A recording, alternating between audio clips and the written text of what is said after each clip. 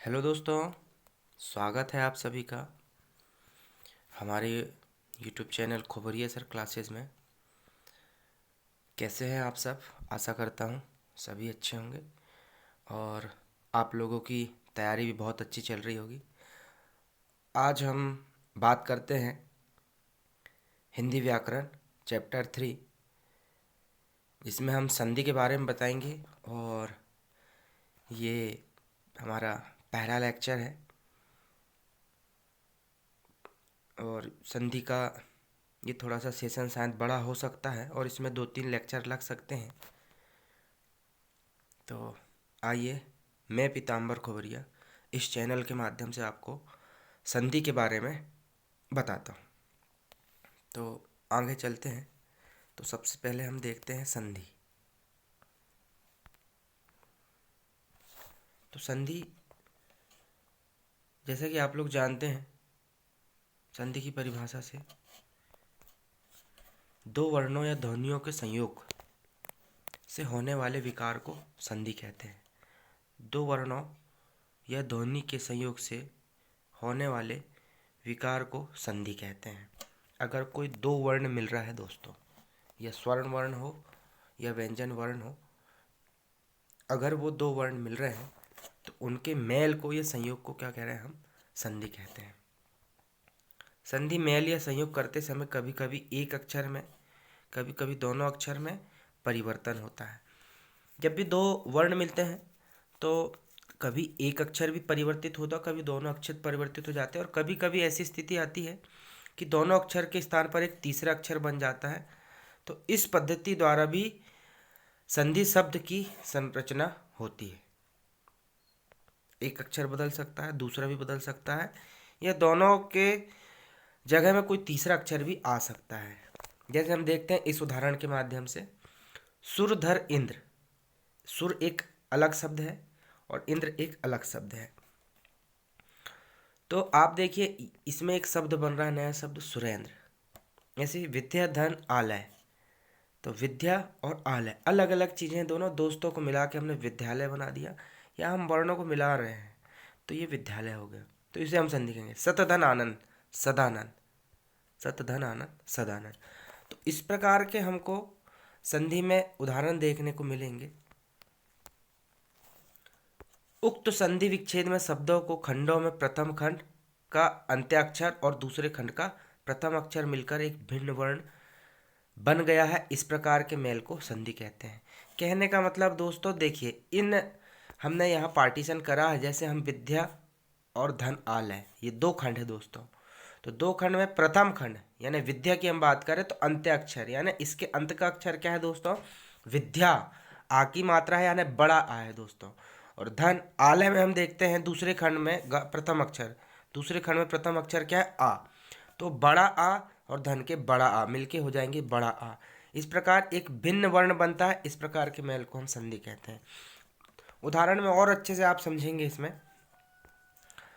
संधि में वर्णों का योग होता है जिसमें निर्मित शब्द एक नया स्वरूप सामने आता है, जो हिंदी भाषा की शक्ति सुंदरता दोनों को बढ़ा देता है। जैसे विद्या, विद्यालय और सुरेंद्र। ये दोस्तों मात्रा नहीं लगी है, छोटों की मात्रा लगी सुरेंद्र में।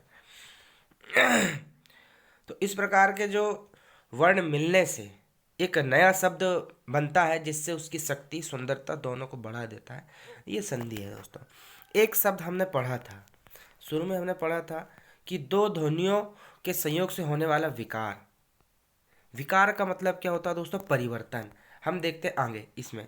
तो विकार जो दिया हुआ है यहाँ पे, विकार शब्द परिवर्तनवाचक है, यानी विकार होना मतलब आपका परिवर्तन हो रहा है। जब दो वर्ण मिलते हैं तो एक नया वर्ण बनता है जो एक नए स्वरूप में सामने आता है। जैसे आ और आ को मिलाने पर बड़ा आ हो जाता है, या ता आधा ता, अगर हलंत लगा है तो आधा ता है दोस्तों, और आ को मिलाने पर ता, और ता का फिर दा हो जाता है। तो इस प्रकार से विकार यानी जो परिवर्तन होते हैं दो वर्णों के मिलने से, उसे संधि कहते हैं। जैसे आप देख सकते हो यहाँ पे देवधन अंश, देवधन अंश, तो क्या हो गया? देवांश हो गया। जगद धन अम्बा, ये हो गया जगदम्बा। आइए आगे चलते हैं और संधि के कुछ उदाहरण हम देखते हैं। संधि के उदाहरण की व्याकरण व्यवहारिक व्यवस्था के अंग है। यानी व्याकरण की अगर हम व्यवहारिक रूप में उस उपयोग करें तो संधि के उदाहरण जो है इसके व्यवहारिक अंग है। वस्तुतः हिंदी या देवनागरी वर्णमाला के आ ई उ ऋषि के अंतर्गत अतिरिक्त सभी स्वर एवं सभी महाप्राण व्यंजन संधि के शिल्प में ही निहित हुई है। कहने का मतलब ये है दोस्तों, जो संधि है व्याकरण की व्यवहारिक व्यवस्था है। अब हमने देखे हैं कि हिंदी की देवनागरी और देवनागरी लिपि में हम वर्णमाला क्या देखते हैं, हिंदी या देवनागरी लिपि में वर्णमाला हम क्या देखते हैं, छोटा आ, छोटी ई, उ और ऋषि के अतिरिक्त जितने भी स्वर हैं और सभी महाप्राण व्यंजन हैं, संधि ही है एक प्रकार की दोस्तों, क्योंकि कहीं ना कहीं वो वर्णों के संयुक्त रूप है, मिलके बने हुए हैं। जैसे अब संधि विच्छेद क्या है, कई बार हमसे पूछता है संधि विच्छेद करो। तो संधि विच्छेद क्या है, वे शब्द जो दो शब्दों के मेल यानी दो शब्द मिलने से बने हुए हैं, उनकी संधि से बने हुए हैं, जुड़ने से बने हुए हैं, उन्हें अपने पूर्व अवस्था में लाना अर्थात अलग अलग करना ही संधि विच्छेद कहलाता है। दो शब्द हैं, एक शब्द है, उनको अलग अलग करना, पूर्व अवस्था में लाना ही संधि विच्छेद कहलाता है। ठीक है, तो हम यहाँ दो शब्द देखते हैं, एक देते हैं कविंद्र, यहाँ पे दिया है कविंद्र, एक शब्द दिया है कविंद्र, तो ये इसको हम अपने पूर्व अवस्था में लाते हैं। ये बाद की अवस्था उत्तर अवस्था है, इसकी पूर्व अवस्था क्या हो जाएगी, कवि धन के इंद्र, तो ये हो जाएगा कविंद्र। तो ये कवि और धन इंद्र, ये हो गया दोस्तों विच्छेद। जैसे एक संधि हो गई रमेश, संधि मतलब मिल के बना हुआ एक शब्द है रमेश, तो रमेश में आप देखिए रमा और ईस दोनों को जोड़े हैं, वो तब मिलके एक संधि बना है रमेश, तो रमा धन ईस ये इसका संधि विच्छेद हो गया दोस्तों। यानी पूर्व अवस्था में आप ला रहे हो तो उसे संधि विच्छेद कहेंगे। चलिए अब हम देखते हैं संधि के प्रकार। तो संधि दोस्तों तीन प्रकार की होती है। पहला होती है स्वर संधि, दूसरा होती है व्यंजन संधि और तीसरा होती है विसर्ग संधि। ठीक है, अब हम स्वर संधि की बात करते हैं तो स्वर संधि के होते हैं 5 प्रकार। एक होता है दीर्घ संधि, एक होता है गुण संधि, वृद्धि संधि, यड़ संधि और अयादि संधि, ये 5 प्रकार हैं। दीर्घ संधि आ ई उ और ऋषि को दीर्घ संधि बोलेंगे दोस्तों। गुण संधि किसको बोलेंगे, ए ओ अर को गुण संधि बोलेंगे। वृद्धि संधि किसे बोलेंगे, आई और औ को वृद्धि संधि बोलेंगे। यड़ संधि यरलाव को यड़ संधि बोलेंगे। और अयादि संधि किसको बोलेंगे, अय आय औ आओ। ये एक शॉर्ट में बताया है हुआ है हमने, हम बाद में इसकी एक एक डिटेल हम पढ़ने वाले हैं, एक एक शब्द जो बनने वाला है। आप इसको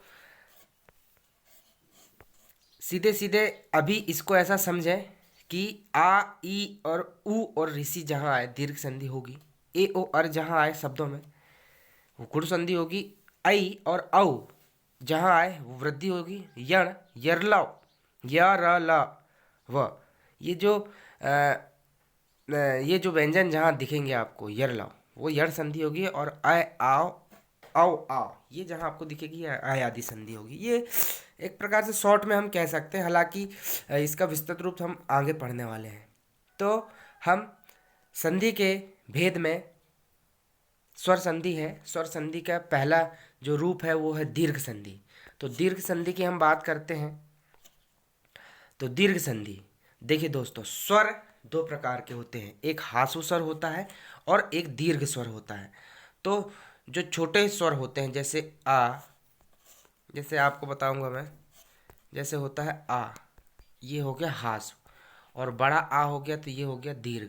जैसे ऐसे आ फिर ई हो गया, ये छोटा ई हो गया तो ये हास्व हो गया, फिर इसी में बड़ा ई हो गया तो ये हो गया दीर्घ स्वर।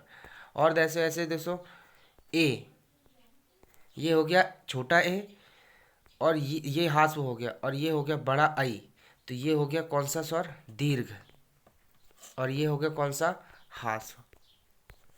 ठीक है, तो जब हास्व या दीर्घ स्वर आ ई उ तथा ऋषि के पश्चात, ये आ ई उ और ऋषि ये हास्व या दीर्घ हो के पश्चात क्रमशः हास्व या दीर्घ स्वर आ ई उ और ऋषि स्वर आए, तो दोनों मिलकर क्रमशः दीर्घ आ, दीर्घ ई, दीर्घ उ तथा दीर्घ ऋषि हो जाते हैं। कहने का मतलब ये है कि हास्व या दीर्घ स्वर अगर किसी हास्व या दीर्घ स्वर में मिल रहा है और वो स्वर कौन कौन से होंगे, आ, ई, उ और ऋषि। आ, ई, उ और ऋषि हास्व या दीर्घ स्वर के बाद में वही हास्व या दीर्घ स्वर आता है तो दोनों मिलकर क्रमशः दीर्घ स्वर हो जाते हैं। यानी हास्व और दीर्घ, हास्व दीर्घ में मिलेंगे तो बड़े हो जाएंगे, जैसे आ, ई, उ तथा ऋषि हो जाता है। अब हम देखेंगे दोस्तों, मैं पहले ही बताया हूँ कि ये सेशन शायद थोड़ा बड़ा हो सकता है। पूरी संधि समाप्त होने में शायद 3-4 लेक्चर हो सकते हैं, 20-20, 15-15, 20-20 मिनट के। तो अभी हम देखते हैं दीर्घ स्वर संधि।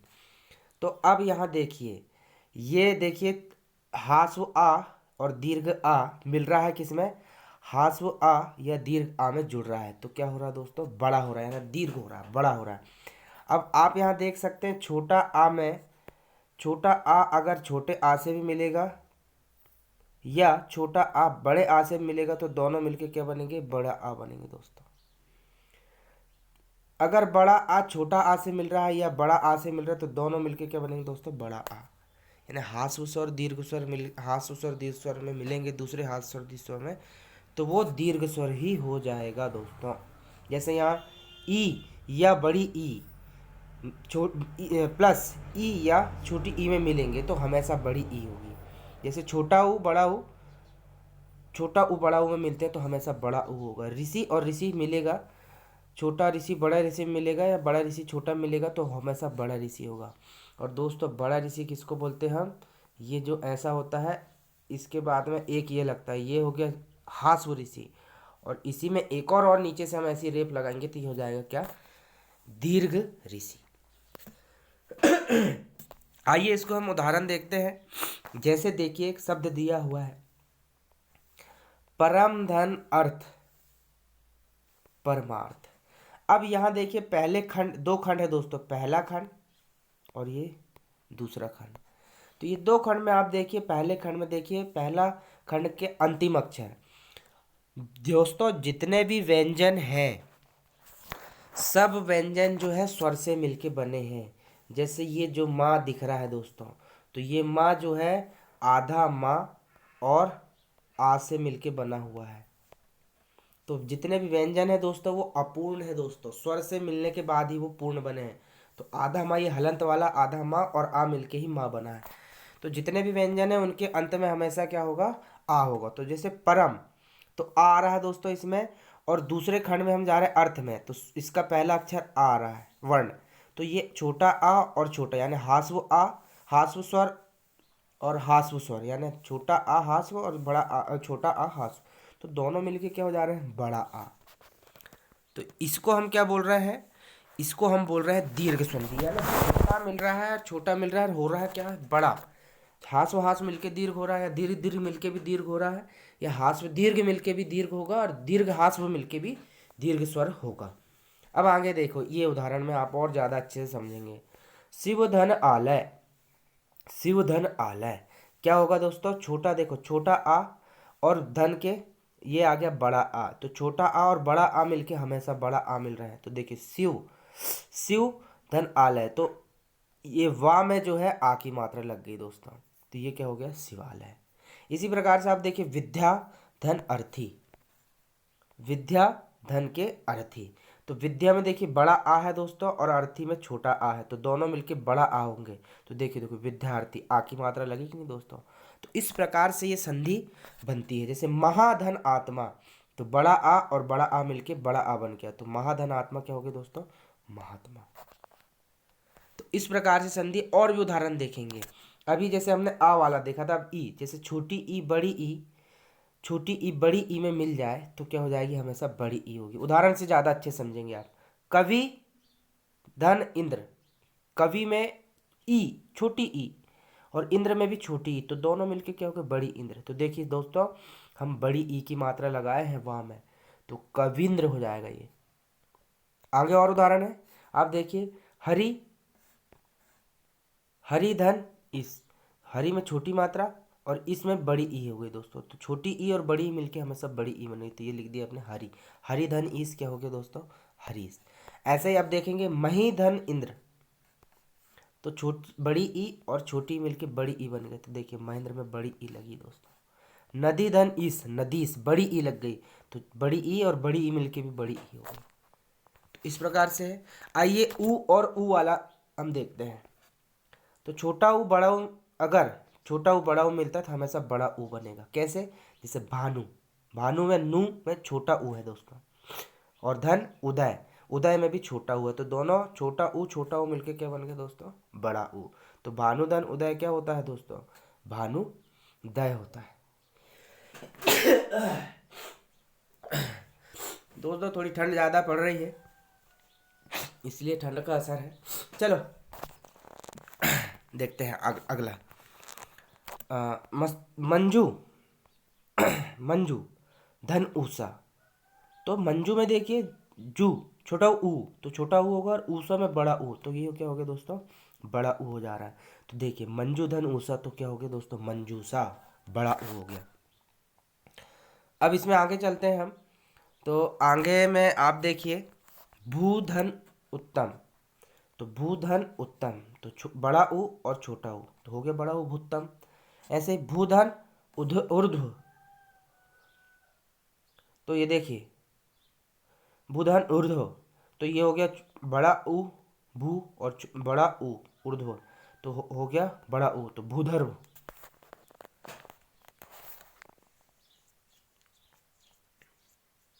तो भूर्ध्व, भूर्ध्व हो गया दोस्तों ये। ऐसे ऋषि में देखते हैं, जैसे छोटा ऋषि और बड़ा ऋषि में छोटा ऋषि और बड़ा ऋषि मिलता है तो हमेशा बड़ा ऋषि होता है। जैसे मात्र, मात्र धन ऋणाम, मात्र धन ऋणाम, तो ये मात्र में जो नीचे रेप लगी हो दोस्तों, इसका मतलब होता है ये बड़ा ऋषि है। तो देखिए मात्र धन ऋणाम, तो यहाँ ऋषि है और यहाँ भी ऋषि है।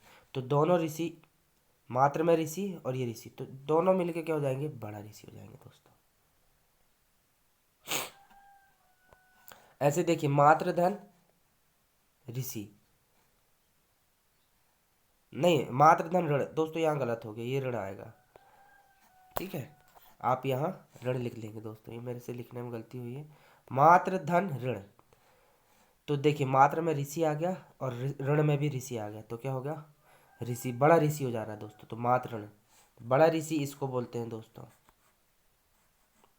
डबल वो लगेगा, तो ये वाला बड़ा ऋषि है। यहाँ मेरे से मिस्टेक हुआ लिखने में, आप लोग समझ गए मैं क्या बोलना चाह रहा हूँ। तो मात्र धन ऋषि, तो क्या हो जाएगा? ये ऋषि और ऋषि मिलके बड़ा ऋषि हो जाएगा। तो ये जो रेप नीचे लगी होती है इसका मतलब होता है बड़ा ऋषि दोस्तों। आपको एक बार और बता दे रहा हूँ, एक रेप लगी छोटा ऋषि और दूसरी रेप नीचे लग गई तो बड़ा ऋषि। तो किसी अक्षर के नीचे अगर ऐसा लगा है, जैसे ताम में नीचे लगा है, इसका मतलब होगा ये बड़ा ऋषि है दोस्तों, दीर्घ ऋषि है। अब संधि के कुछ अपवाद भी हैं दोस्तों, उसको भी आपको देखना पड़ेगा। संधि के कुछ अपवाद ऐसे हैं कि कुल धन अटा, कुल आ रहा है, अटा में भी आ रहा है, लेकिन ये उल्टा हो जा रहा है दोस्तों। तो कुछ ऐसे अपवाद हैं, इनको हमको याद करना पड़ेगा। जो ला लास्ट वाला ला है वो आधा हो जा रहा है और टा, टा में बड़ा आ लग गया दोस्तों, ये उल्टा। जैसे विश्वामित्र सबसे फेमस शब्द है, विश्व मित्र, विश्व में क्या लग रहा है? आ लग रहा है, और मित्र में छोटी ई लग रही है, लेकिन क्या हो रहा है दोस्तों? विश्वामित्र, बड़ा वा लग जा रहा है, बड़ा आ लग जा रहा है। तो ये दीर्घ संधि के अपवाद हैं, तो आप इसको याद रखेंगे। दोस्तों जैसे कि ये जो सेशन है थोड़ा सा बड़ा हो सकता है, तो आप लोग थोड़ा सा, हम एक संधि और पढ़ते हैं, गुण स्वर संधि, और शायद इसके बाद में चैप्टर बड़ा हो जाएगा। इसके बाद में चैप्टर बड़ा हो जाएगा तो हम देखते हैं गुण स्वर संधि। तो गुण स्वर संधि हम देखते हैं दोस्तों। तो गुण स्वर संधि में हम देख रहे हैं, यदि हमने अभी दीर्घ स्वर संधि पढ़ा, उसके बाद में हम देख रहे हैं गुण स्वर संधि। तो गुण स्वर संधि हम देखेंगे, अभी हमने क्या देखा कि एक समान स्वर आ रहे थे और उसका बड़ा दीर्घ हो जा रहा था। एक समान स्वर आ रहे थे, उसका बड़ा दीर्घ हो जा रहा था। अब हम देख रहे हैं इसमें आ और आ के बाद में अगर ई या ई, ऊ या ऊ और ऋषि स्वर आए तो दोनों मिलने से क्रमशः क्या हो जाता है, ए ओ अर। ए ओ अर हो जाता है। कहने का मतलब आ के बाद में अगर ई आया या बड़ा ई आया तो दोनों मिलके ए हो जाएंगे। आ के बाद में अगर ऊ आया या बड़ा ऊ आया तो उसका क्या हो जाएगा, ओ हो जाएगा। और आ के बाद में अगर ऋषि आया, आ और आ के बाद में अगर ऋषि आया तो ऋषि क्या हो जाएगा, अर हो जाएगा। कैसे होगा, अभी हम ये आगे देखना है आपको। तो छोटा आ और बड़ा आ अगर छोटी ई बड़ी ई में मिलता है तो ए हो जाता है, छोटा ए हो जाता है। छोटा आ और बड़ा आ अगर छोटा ऊ बड़ा ऊ किसी में भी मिलता है तो ओ हो जाता है, आ ऊ मिला के ओ। और छोटा आ और बड़ा आ अगर ऋषि में मिल रहा है तो वो हो जाता है, अर हो जाता है दोस्तों। क्या हो जाता है, अर हो जाता है। जैसे हम देख रहे हैं, आप देख सकते हैं देव धन इंद्र, देव धन इंद्र। तो देखिए देव वा में आ है दोस्तों, छोटा आ, और इंद्र में ई है तो ए होना चाहिए। तो देखिए देवेंद्र, अगर ये ए की मात्रा लगी दोस्तों ये ए में बदल गया। अगले उदाहरण में आप और देखेंगे देवधन इस, देवधन इस। तो देव वा में छोटा आ है और इस में बड़ी ई है तो छोटी ई और बड़ी ई मिलके क्या हो जा रहा है दोस्तों, ए हो जा रहा है। तो ए की मात्रा लगाना, देवधन इस क्या हो गया दोस्तों, देवेश। आ रहा है समझ में आप लोगों को। अब देखिए महाधन इंद्र, महाधन इंद्र। तो महा में बड़ा आ है दोस्तों, इंद्र में छोटा आ है तो ए होना है। तो देखो महाधन इंद्र क्या हो गया दोस्तों, महेंद्र, ए की मात्रा। ऐसे ही महाधन के इस, आप देखिए महाधन के इस आ की मात्रा और इसमें बड़ा ई हो गया तो आ और बड़ी ई मिलके ए हो गया। तो ये देखिए महाधन इस महेश हो गया। ऐसे ही देखिए सूर्यधन उदय। अब ऊ वाला देख लेते हैं हम। तो सूर्य धन उदय। तो सूर्य में देखिए दोस्तों या में आ रहा है और उदय में ऊ आ रहा है तो आ और ऊ मिलके क्या हो जाता है, ओ। आ और ऊ मिलके ओ हो जा रहा है। तो देखिए सूर्य धन उदय, सूर्यो ओ आ गया दोस्तों, ओ का उच्चारण हो ना, सूर्योदय। तो इस प्रकार से है दोस्तों ये गुण संधि। अब हम देखते हैं महाधन उत्सव। बड़ा आ और उत्सव में छोटा ऊ तो ओ होना चाहिए। देखिए दोस्तों महोत्सव, ओ आ रहा है दोस्तों। जलधर उर्मी, जलोर्मी, ओ आ रहा है। जल ला में है छोटा आ और उर्मी में बड़ा ऊ तो ये जा रहा ओ, जलोर्मी। ऐसे ही और देखेंगे हम गंगा धन उर्मी, गंगा धन उर्मी। तो ये हो जा रहा है बड़ा आ और बड़ा ऊ तो ये ओ हो जा रहा है। देखिए गंगा धन उर्मी, गंगोर्मी, ओ आ रहा है दोस्तों, बड़ा ओ, ओ का उच्चारण हो रहा है। अब इसमें देखिए देव धन ऋषि, देव में आ रहा, ऋषि में क्या आ रहा, रा। तो आ और ऋषि मिलके अर हो जा रहा था। देखिए यहाँ दोस्तों देवर्षि, देवर्षि, अर का उच्चारण हो रहा दोस्तों तो यहाँ अर लग गया दोस्तों। अर यानी ये रेप लग गई दोस्तों ऊपर वाली। तो इससे क्या हो जा रहा है, अर हो जा रहा है। जैसे अब महाधन ऋषि में देखें, महाधन ऋषि तो महा में बड़ा आ और ऋषि में ऋषि है दोस्तों। तो आ बड़ा आ और ऋषि मिलके अर हो जा रहा है। देखिए महर्षि, महर्षि जब हम बोलते हैं ना उच्चारण में। तो इस प्रकार ये गुण संधि है दोस्तों। और कुछ गुण संधि के अपवाद है दोस्तों, इसको आपको रखना पड़ेगा दोस्तों, याद रखना पड़ेगा। तो अब कुछ अपवाद ऐसे हैं, अक्षदन ऊहनी। तो आ रहा है दोस्तों छा में और ऊ में ऊ आ रहा है तो आ ऊ मिलके ओ होना चाहिए, लेकिन दोस्तों यहाँ क्या हो रहा है, औ हो रहा है। तो ये अक्षौहिणी, अक्षौहिणी दोस्तों गुण स्वर संधि है दोस्तों, वृद्धि स्वर संधि नहीं है। इस चीज का आपको ध्यान रखना, ये अपवाद है दोस्तों। जैसे अब सुख, सुख धन रत, रत। देखिए सुख खा में आ रहा, रत में रा आ रहा, तो आ और ऋषि मिलके होना चाहिए, रा होना चाहिए, लेकिन यहाँ क्या हो रहा है दोस्तों, ई हो रहा है। तो ये अपवाद है दोस्तों। तो सुख धन रत क्या हो जाता है, सुखती हो जाता है। ठीक है। अब आगे देखिए 10 धन के ऋण, 10 धन के ऋण, 10 धन के ऋण क्या हो रहा है दोस्तों, देखिए 10 में आ रहा है और ऋण में ऋषि आ रहा है तो रा होना चाहिए, लेकिन आ हो रहा है तो ये दसाण हो रहा है। तो दसाण दोस्तों ये गुण स्वर संधि है, ना कि दीर्घ स्वर संधि। अब यहाँ देखिए चौथे में प्राधन, प्रा में आ रहा उड़, उड़ में आ रहा तो ये हो रहा प्रण, तो ये वृद्धि संधि नहीं है दोस्तों। तो इस प्रकार से ये आपकी गुण स्वर संधि है। तो यहाँ हमने अभी क्या पढ़ा दोस्तों, गुण स्वर संधि। अब दोस्तों ये सेशन बड़ा हो रहा है, तो अब इसके अगले चैप्टर में हम मिलेंगे वृद्धि संधि और अयादि संधि के प्रकार के साथ में। चूँकि ये जो सेशन है थोड़ा सा बड़ा हो रहा है, इसलिए अगले सेशन में हम आपको बताएंगे वृद्धि संधि और अयादि संधि के बारे में दोस्तों। तब तक के लिए नमस्कार दोस्तों, मिलते हैं। और हमारे चैनल में बने रहने के लिए बहुत बहुत धन्यवाद आपका। अगर आपको हमारा वीडियो या ये लेक्चर अच्छा लगा हो तो दोस्तों आप सब्सक्राइब करें, लाइक करें, शेयर करें, वो कमेंट ज़रूर करें। दोस्त मिलते हैं अगले चैप्टर में। ये हमारा हिंदी व्याकरण का तीसरा चैप्टर था, तो अगले चैप्टर में हम मिलेंगे आपको दोस्तों वृद्धि संधि और अयादि संधि के साथ में लेक्चर 2 में। तब तक के लिए दोस्तों नमस्कार।